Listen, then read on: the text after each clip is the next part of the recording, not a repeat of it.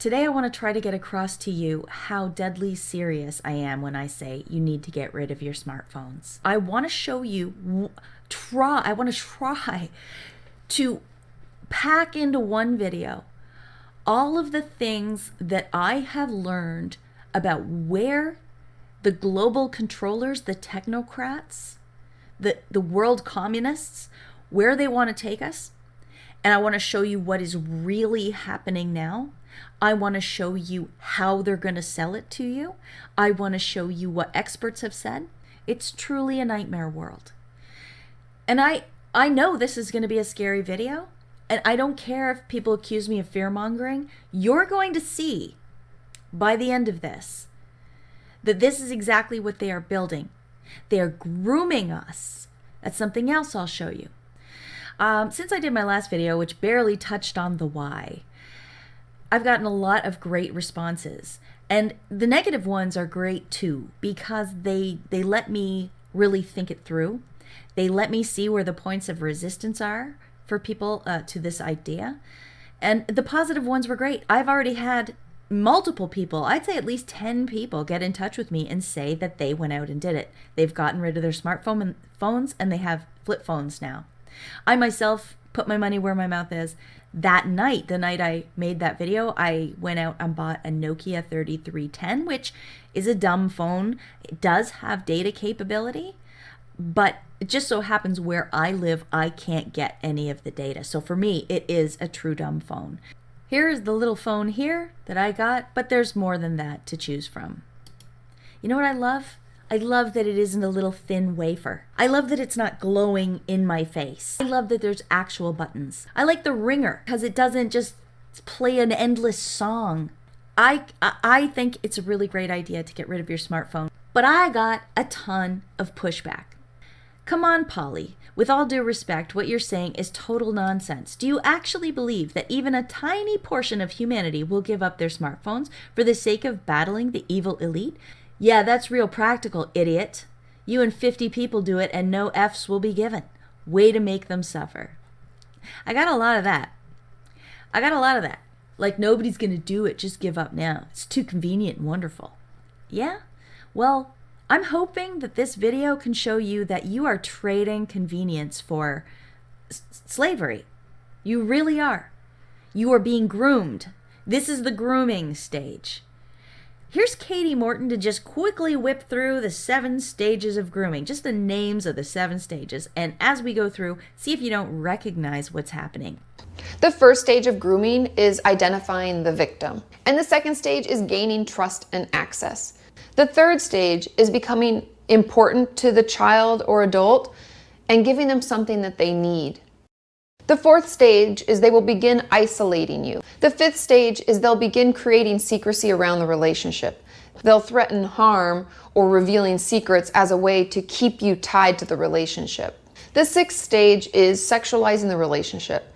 And just like we talked about before when it comes to gaining trust, this won't always be done in an overt way at the beginning. And the seventh and final stage of grooming is controlling the relationship.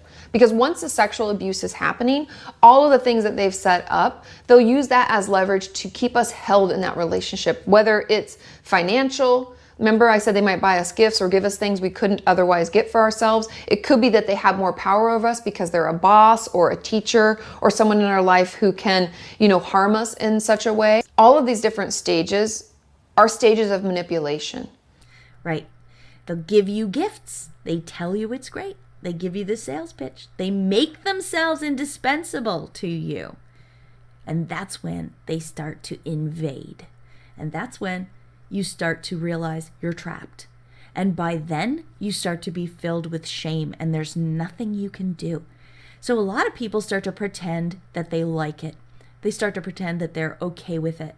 They start to make excuses for it. That's what gets me, is that you're in China. The government can know everything about you. The government already know everything about me. If I'm not committing a crime, they don't give a shit. Because the only thing they have left at that point is the little bit of the advantage that they were roped in with in the first place. We can buy the meal before we go But why are we paying for the meal before we even go to the restaurant? because it's a little bit cheaper than paying there. It's maybe we pay in advance, maybe we save like $3 or $4.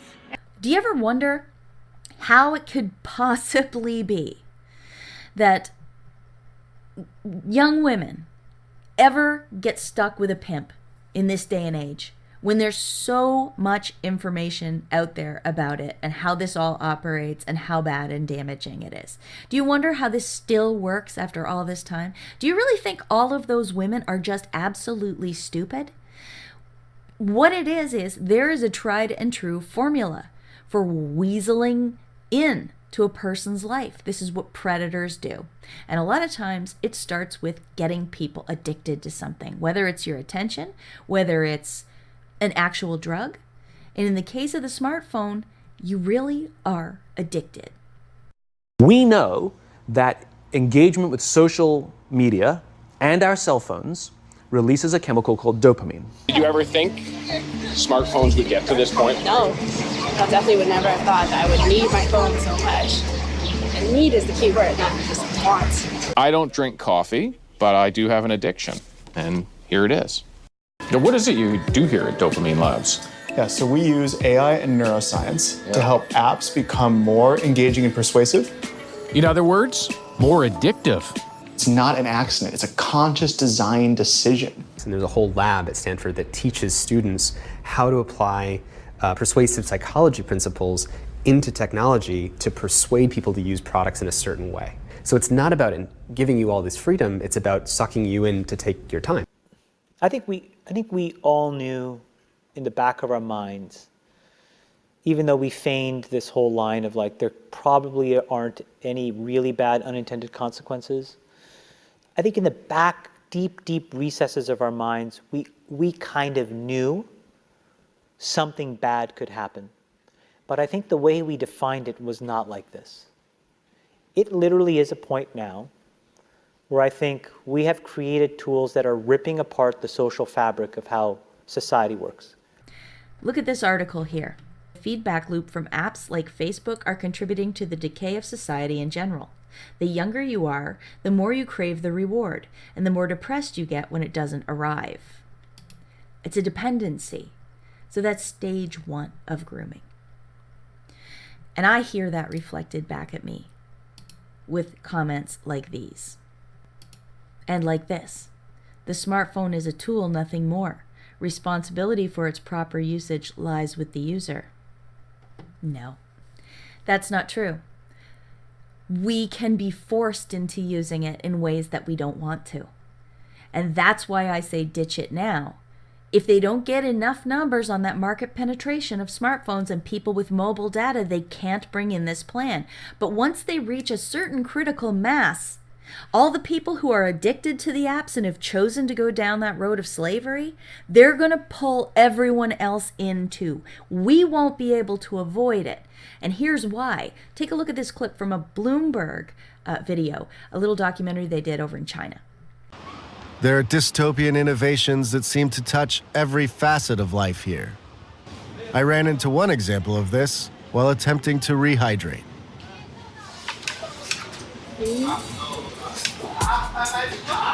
No? Can I use this? No? Doesn't work? And it has to do with these things. QR codes. You know the drill. You scan the code and something pops up on your phone, like a promotion or discount. America laughed these things off years ago, but here, they run the entire economy. Cash and credit cards are history. Instead, you scan QR codes to pay for everything. Restaurants, groceries, even buskers. You just can't opt out. You can't opt out. And then once you're in the system, once you're being tracked, it's all bets are off. You're in. It's like Eve with the apple. It's like the vampire knocking on your door. You have to let it in, but once you let it in even a little bit, you can't get rid of it. listen to this. These guys, and this is from the same Bloomberg mini documentary. These guys are Westerners, and they went to China to work in the tech industry there. So they should know what's happening, right? Well, just listen to this. Living in a very tightly regulated communist country, does that bother you, or you don't care? Like the presumption, at least that I got before I came from Australia, you're sort of like moving into sort of like a militarized state kind of thing. Like things are gonna be really intense. But like you take a beer, you just like walk down the road, hang out in the park, fine. Yeah. Do that back in my hometown, Australia, like straight to the cop house. Yeah. Like, but then play spike ball on the grass, and then all of a sudden the cops come and stop you. You jaywalked and you had facial recognition. The craziest thing, I actually got this. Yeah, so I was jaywalking in Nanshan, and all of a sudden I got a fine to my WeChat. Was it instant? It was about 20 seconds after, I guess. And I had money in my balance, it just went straight out. And this is just the most incredible thing. It just came straight out. Didn't even authorize it. And that was incredible. That's crazy. I was then very, very worried that they have your face in the facial recognition. They have everyone's though. I mean, when you get across the border, they take that picture. Yeah, exactly. Yeah, so it's all in the system. They know where you are. That's scary. See how shocked they were when that guy said that he jaywalked, and instantly they took the money out of his bank account for the fine for jaywalking. You see how shocked they were? They didn't think they thought they could just go in the door a little bit. They thought they could just have a taste. But no, you're in or you're out. And once you're in, you're stuck in. And you know what else? You're going to have to pretend to like it, because pretending to like it is part of the game. This is a complete invasion of who you are.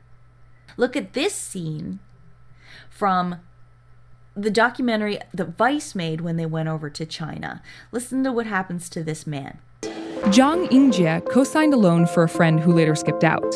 He paid his share, but the local court didn't care. 我前2天去淄博，赶上暑假没有票了，我就得买这个头等舱。结果是说你信用度不够，不能买头等舱。我回来没办法，不能还是没有座位，回来坐这个大巴。高铁不是3个小时4个小时就到了，大巴车得10个多小时。4 million people have been blocked from buying high-speed train tickets over low social credit, and more than 11 million from buying flights. To raise his score, Zhang gets in line at a local community office to donate money the government says will go to charity. 捐100个居多哦。手写字吗？我现在已经通过训写，通过捐款啊，通过做义工来给自己加分。The system might have caused him to suffer, but Zhang is unwavering in his support for the government's push to score him. 这是通过这种制度来约束很多不自觉的人。You're gonna have to smile while they do this to you. You know, when China is looking at this problem, combined with these new payment experiences networks, identity now has just become as simple as facial recognition with a smile. You actually don't have to smile, but it helps for the experience and psychology side of this. 自觉的人。 Now, in lots of articles on this, you'll read that it's not a private matter. They publish this stuff in parks and on billboards. They publish those people who have lost points in this system. You see, here's a fine point to remember. They'll start you off with 1,000 points. Everybody gets started off with 1,000 points. And anything that happens will demerit you. Okay? And they're rolling this out in thousands of precincts, or whatever they call them, down over in China. So that each one is testing out just a little bit different measures, and then they're going to aggregate all this data and find the best, most efficient method of control for these people. And as you can see from what happened there, the guy had to go make donations to charity to try to get his score back up. You talk about a giant bribery scheme. Nobody knows where that money goes. And look at this little snippet from an article from The Nation. They're talking about one of these areas where they're experimenting with the social credit. So they're talking about everybody starting off with this 1,000 points, and they say how you get points. Pruning a neighbor's tree earns 1 point, as does taking an older person to hospital. Getting a car out of a ditch is worth 1 point. Helping to read a water meter or lending tools is half a point, and it goes on and on. Commodifying normal human interaction down to helping someone read a water meter or lending them a tool. By 2020, China plans to track, rate, reward, and punish all of its citizens, essentially turning every personal experience into a transaction. There's more in that article. Liu Jian Yi, 64, a former farmer, said, "Previously the village paid for cleaners, but they didn't work well. Now we do the cleaning ourselves. It gives us points and saves money. He used to travel the country working construction, blah, blah, blah. I've just mended a neighbor's chimney. If I report that to our party leader, and if my friend confirms it with a photograph, I should get another point. We get our scores at the end of each month on a WeChat page, but I don't own a smartphone," he says. And then he talks about special people asking for projects to be done. And these people got approved even though they had no experience. He says none of them had any qualifications, but it got through anyways thanks to a few bribes. And he's supposed to give us points? Makes you wonder, said the man. It's not as fair as it sounds.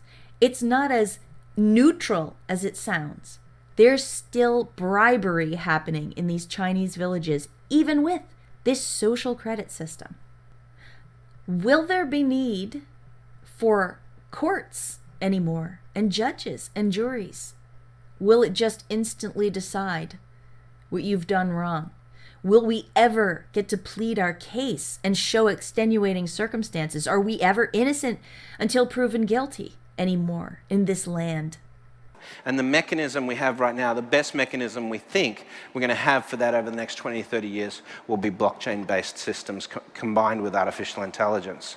We need to code laws and regulations into computer code because it's no longer a process that a human is involved in. It's now relegated to a machine.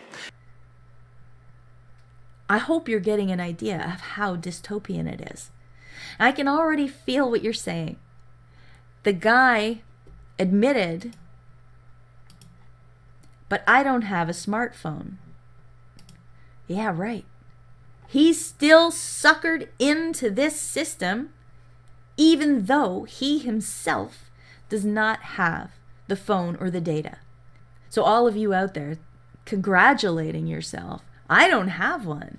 It's not good enough to just stay quietly and try to hide in the corner and hope they don't notice you. You're not going to escape. We have to actively discourage smartphones and apps. I'm sorry, but this is the grooming phase. I want to take you now to a guy called Brett King. Brett King, this is a YouTube video, which I'll show you pieces of in a minute. He is a futurist and best-selling author of books like The Augmented and Bank 4.0. He founded the fintech Moven, the world's first mobile downloadable bank account.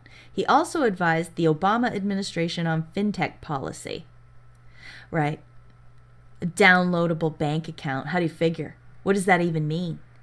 You see, he's out there selling this in a way that might appeal to Westerners, but it's really a tough sell.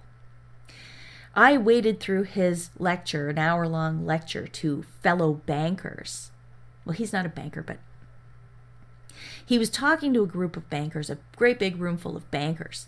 And basically, about 40 minutes into the presentation, starts dawning on me and dawning on the audience that what he's really saying to them is, you don't have a job anymore.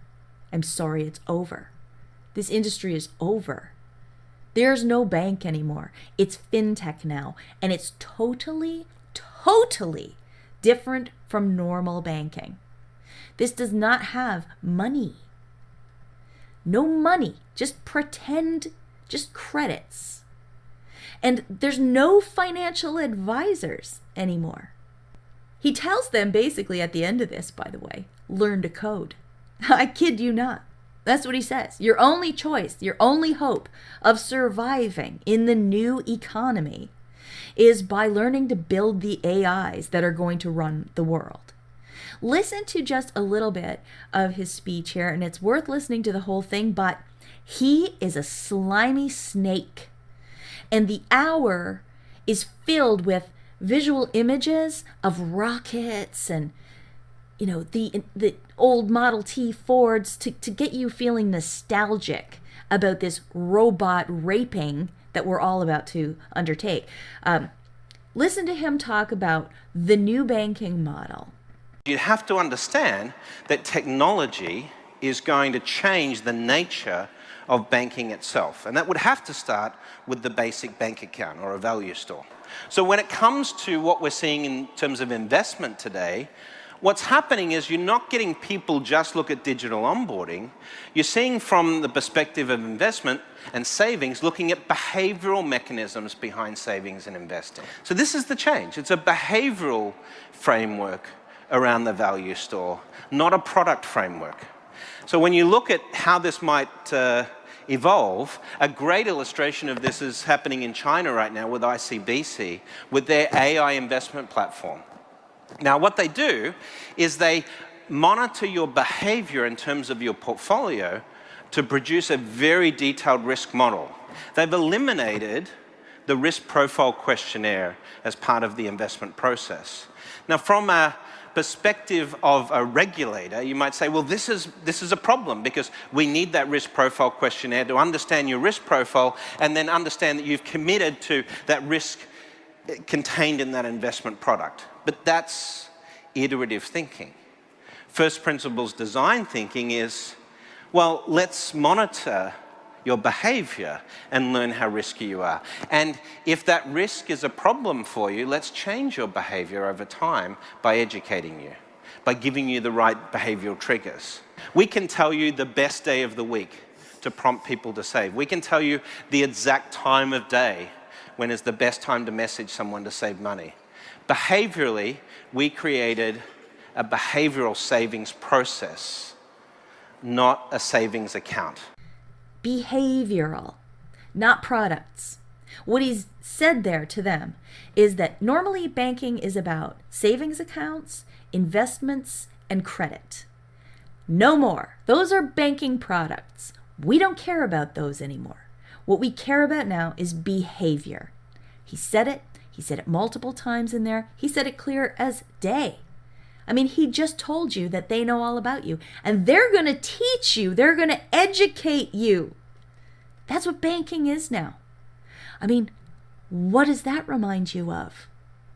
这是通过这种制度来约束很多不自觉的人。Why is this related to smartphones at all? You're saying probably, and I'm probably doing a terrible job of explaining how. Unless you hark back to the grooming thing. On the smartphone, everything is infantilized. It's all gamified. You get points, you have ding-dong sounds and music, and you make little avatars, and you can dress your avatars up, and you can put filters on yourself, so you have like cat whiskers and dumb things like that. It's all dumb. It's all just a waste of your life. It's fake. As Max Kaiser calls it, it's the casino gulag. And they're building it by slowly convincing you that this online world is better than this real world. And that the less you use the real world, the more you're helping the real world survive. And they're disconnecting you from the realness of cash and understanding that the transactions are real. You can't hoard. You can hoard cash. You can save it. You can hide it. You can do black market transactions. You could pay a babysitter. But in this world, Bank 4.0, social credit world, you can't hide any of that. You can't even save because at a moment's notice, they can take it away from you for walking across the street when they don't want you to, or for not lending your neighbor a tool. You see how it is? And so eventually, You live in a world that's completely sterile. There's nothing to do. The only things you can buy are things for your stupid cartoon doppel. Because, hey, it's better for the environment. We don't actually produce things, we produce fake things. And you've gotten slowly used to it by looking at a screen all day, by having all of your interactions this way. And then after a while, isn't it just annoying to carry this thing around? Listen, Bank 4.0 guy talks about how this is just temporary. In the future, you're just going to identify the person based on a set of data. You know, what they do, what they look like, their defining biometrics. These are elements you will confirm the identity with. Banks may be one of the trusted parties that seed identity algorithms into, whatever databases, whether it's a public database or a commercial private database that's created for identity. But identity is going to be this collection of data about you that makes you uniquely you. And this is how we'll combine it, combat identity theft. So when we look at the next 20, 30 years and the building blocks of financial services, what is clear is that there's some big changes taking place. When China is looking at this problem, combined with these new payment experiences networks, identity now has just become as simple as facial recognition with a smile. You actually don't have to smile, but it helps for the experience and psychology side of this. We are not far away from that. Your phone is already an extension of you. You're already a cyborg. Most people don't realize they are already a cyborg. That phone is an extension of yourself. It's just that the data rate, the rate at which, of the communication rate between you and the cybernetic extension of yourself that is your phone and computer is slow. It's very slow. And that is like a tiny straw of information flow between your biological self and your digital self. And we need to make that tiny straw like a giant river. And it all comes down to the smartphone. It really all comes down to the smartphone. The proliferation of smartphones is central to the rise of mobile banking. What will the bank of the future look like? The rise of fintech came about over the last 5 years primarily as the result of 5 key developments, one of which, the rise of the mobile internet. The smartphone, we have supercomputers in our pockets and are always connected. Some of you, think you're very smart because you've never fallen for this smartphone thing. And honestly, good for you. That is smart. But it's not enough to just opt out. You have to try and spread this message to people. And just look what happened to the Bloomberg guy when he went over to Shenzhen. He couldn't even buy a bottle of water. I don't know. I've been trying to put this together, and I've been going back and forth on whether or not to make it really tight or to try to talk to you like a human being, just human to human, and intersperse my conversation with you with things that I've seen and things that I've read, and this is just the tip of the iceberg. So I'm going to keep making videos like this. I'm going to try to come at it from a whole bunch of different angles until you really get it. Until I hit on the way of saying it that makes you understand that this whole smartphone convenient, but I can just look on a map on my phone and find out where I'm going. But I can see pictures of my kids instantly. But I can order this today and have it here tomorrow. This is grooming. None of those things, none of that will even exist or be useful in your life if this comes to be. All of those toys will be taken away. And all that will remain is the tracking. All that will remain is you'll be funneled into whatever direction they want you to go.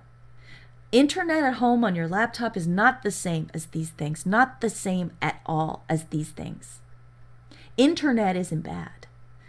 Cell phones aren't bad. Convenience is great.